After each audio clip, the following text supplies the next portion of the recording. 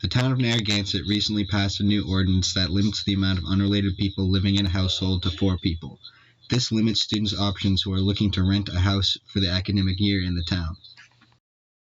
The ordinance that for non-related students, to me, it just sounds like a very stupid idea.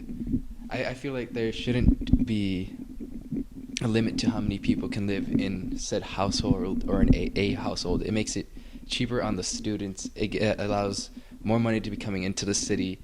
And even if there are complaints about festivities or festive parties that are happening at said larger households, I don't think that would deter anyone.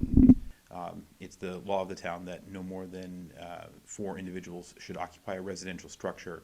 The definition of household under the zoning ordinance in Narragansett mirrors the language of the State Zoning Enabling Act that defines the same.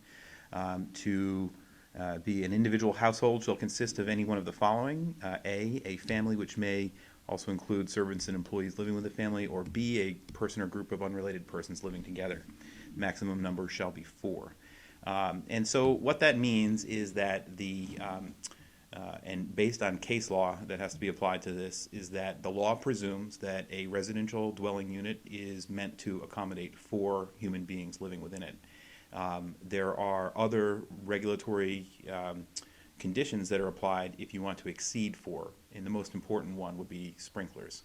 So the ultimate effect of the change of the ordinance here is simply that if more than 4 individuals are going to live in a house, and that is up from 4 to 6, the house has to meet the requirements of the building code, which are sprinklers.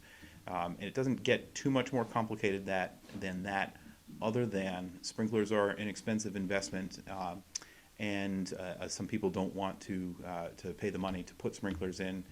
The ordinance doesn't specifically target students, and it's possible for more than 4 students to rent a house together.